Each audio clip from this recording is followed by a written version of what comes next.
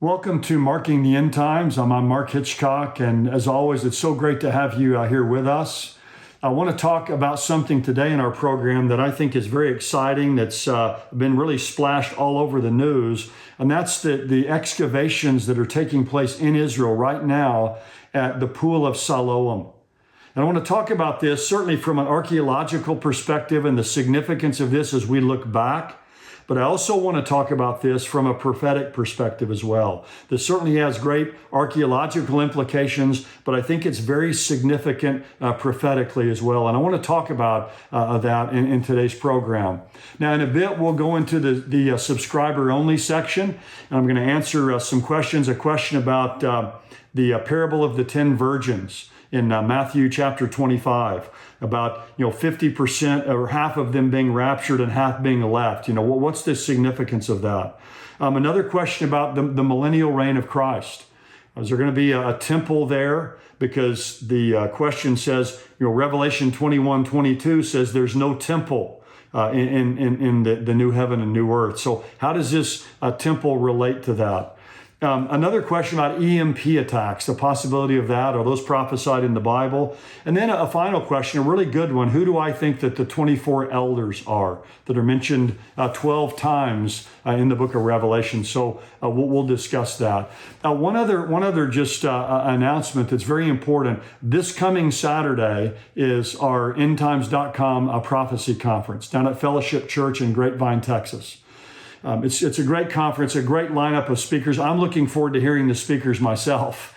I'm going to be speaking, but I'm looking forward to hearing these other speakers. So come if you can. You can get online and find out the information about that going to endtimes.com. You can also live stream the conference. I think it'll probably be archived as well, where you can go back and watch it at a later time. But be a part of this. I think you'll really enjoy the fellowship if you come in person. I think it'll be a great time that we'll all enjoy.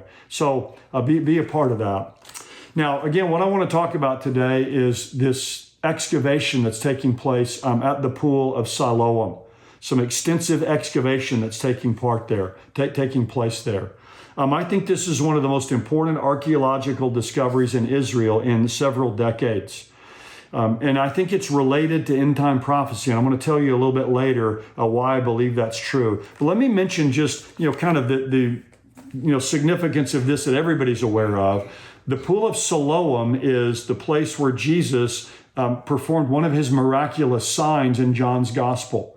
The Pool of Siloam is only mentioned twice in the New Testament, in John chapter 9, here in two different verses, verse 7 and verse 11. Now, it may be referred to in the Old Testament in several places as the lower pool in some places like in Isaiah. But let me just read here in John 9, speaking of Jesus, it says, he passed by, he saw a man blind from birth. And his disciples asked him, Rabbi, who sinned, this man or his parents, that he'd be born blind? Jesus goes on here to talk about how he's the light of the world. And then he said, when he'd said this, he spat on the ground and made clay of the spittle and applied the clay to the eyes of the man. And he said to him, go and wash in the Pool of Siloam, which is translated sent. That's what the word Siloam means. So he went away and washed and came back seeing. And then on down in verse 11, the man explains what happens. It says, the man who's called Jesus made clay and anointed my eyes and said to me, go to Siloam and wash. So I went away and washed, and I received my sight. Now, what I want to do is just give a little bit of important background about this pool. And then I want to talk about the significance of this discovery, how I believe it's even significant prophetically as well. I've been to Israel, had the privilege to go to Israel 7 times. And the first 2 times I went were in 1994 and 1999. And when I was there both of those times, I went to a place that they identified as the Pool of Siloam. Then in 2004, they discovered the actual location of the Pool of Siloam. So I'd been going and everybody else had been going to the wrong place. What happened is in 2004, in the autumn of 2004, some men were there working to repair a sewer line. And they uncovered some steps there. And of course, archaeologists came in and began to unearth more and more of this. And they realized that what they had discovered was the original Pool of Siloam. The other location was the wrong place. Again, this place where Jesus heals this blind man in John chapter 9. Now, this Pool of Siloam, if you've been to Jerusalem, and if you haven't been there, I hope you'll go on one of the trips with endtimes.com with Jimmy Evans. But it's down at the south end of the city of David. And this pool there is 2,700 years old. Dates all the way back to the time of King Hezekiah, 700 BC. What happened is the Assyrians were besieging the city. They were going to besiege Jerusalem. And so Hezekiah knew that they would need a water source inside the city. So he got his engineers together and they carved a tunnel from the Gihon Spring outside the city of Jerusalem into the city. And it's an amazing engineering feat. Some of you who've been to Israel may have walked through that Hezekiah's tunnel. It's 750 feet long, carved out of pure rock and solid rock. And they started at each end and they were able to meet in the middle. So it's an incredible feat of engineering. But from that Gihon Spring, it brought water into the city of Jerusalem, and that became this place known as the Lower Pool in the Old Testament, and then in the New Testament as this Pool of Siloam. Now, the Gihon Spring, it basically is feeds water into the city of Jerusalem, to this pool there. Now, they're not really sure back in the first century what this pool was for. It is interesting. I'll just bring up this point that I think is fascinating. We've talked a lot about the red heifer, these 5 red heifers that are now in Israel. Back in the first century, in Jesus' day, water from the Pool of Siloam was mixed with the ashes of the red heifer. So it was water from that pool that was mixed with those ashes for the purification ceremony. Obviously, many people believe this was a fresh water source, which it was in the Old Testament, but the majority of scholars believe that this was the Pool of Siloam was a huge ritual bath that's known in Israel as a mikveh, where people would go through ritual cleansing. And that may be why Jesus sent this blind man there to wash off the mud from his eyes, because it's this ritual bath, a giant mikveh. But what they're uncovering there now, and they're in the process of doing it, a lot of it's been uncovered, but there were a lot of problems with property rights, but they've eventually gotten the ability now to go and uncover all of it. And it's the size of 2 Olympic swimming pools. It's 225 feet long. Some believe, just a few scholars believe it may have been a Roman-style swimming pool that Herod may have used as a swimming pool in that day. But it seems to me the vast majority of scholars believe it was this ritual bath or a mikveh, a place for cleansing. Now, a related discovery, and again, I'm going to tie all this together and show you why this is so significant, but I want to give you this background. There's a related discovery that's been made as well of what's called the Pilgrimage Road. So this would be a path, the Pilgrimage Road, that the Jews would take 3 times a year during the times they were required to go to Jerusalem for their annual feasts. They would go at Passover and at Pentecost and at the Feast of Tabernacles. And this Pilgrimage Road was a tiled road about a half a mile long that went from the Pool of Siloam up to the western wall right below the Temple Mount area. So worshipers would travel back and forth between these 2 areas on this tiled road, this pilgrimage road, back in the first century. Now, here's the significance, I think, of this discovery. Let me give you just 3 things that I think are very significant about it. And by the way, when you go to Israel today, those of you going with this endtimes.com tour in November, you're going to see these excavations that are taking place there. My wife Cheryl and I had a group there just back in March, and much of it was being uncovered, but they've even done a lot more since then. So it's really an incredible place to see, an incredible sight just to see. But the significance of this, there's 3 points I want to mention. One is it confirms the truth of the Bible.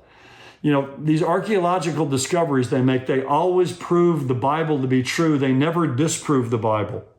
And so it's a powerful apologetic that the Bible's true, that the places it mentions are real, the people it mentions are real.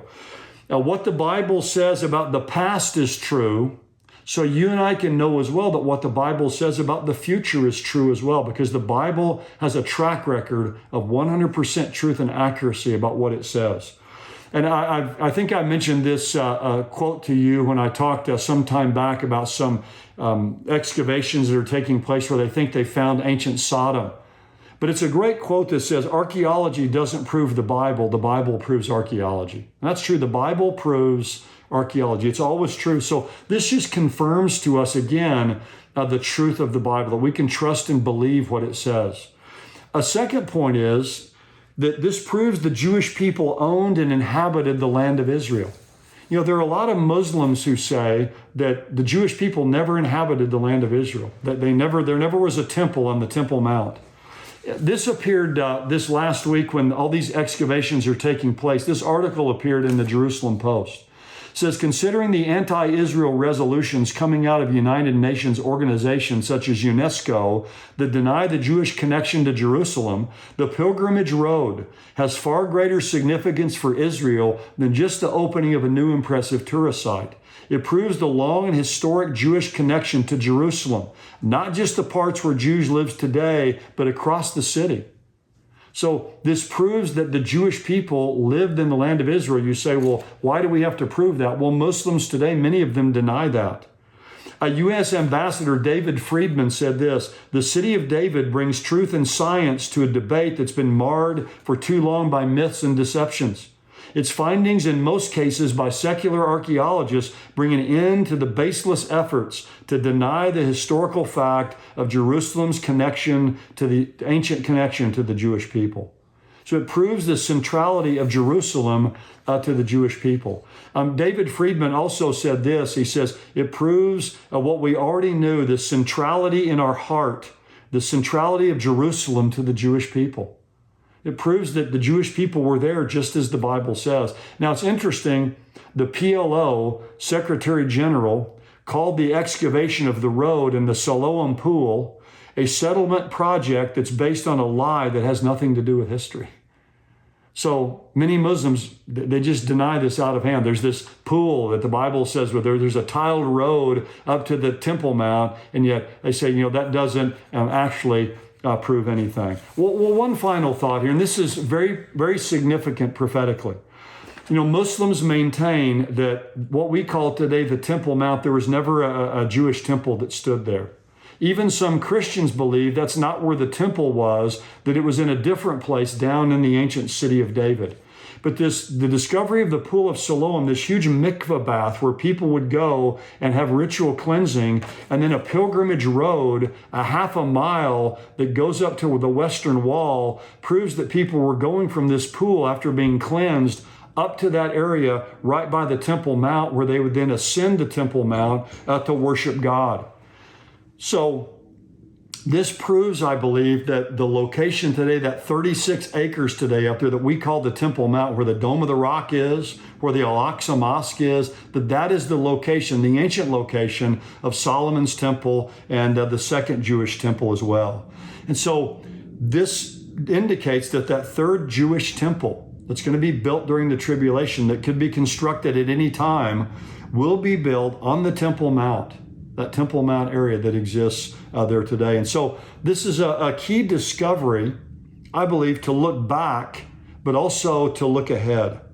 And the land of the Bible continues to speak to us through archaeology. And I think the timing of this discovery is significant. As talk of a third Jewish temple gains momentum. You have these 5 red heifers that are there in the land of Israel today. So all of these things kind of seem to be converging and bringing these things to bear just as the Bible predicts. So very significant to prove the Bible, but also significant. The Jewish people, this is their land. They lived there for centuries. God gave them the land. And it proves to us where this temple is that will be built maybe very soon. Well, thank you again so much for watching. Thank you for being a subscriber. If you're not a subscriber, go to endtimes.com. For just $7 a month, you can become a subscriber and have access to all kinds of great information. And we'll go now to the subscriber-only section and answer these questions about the virgins in Matthew 25, about the temple and the millennial reign of Christ, about who are the 24 elders mentioned in the book of Revelation. So we'll go now into our question and answer time.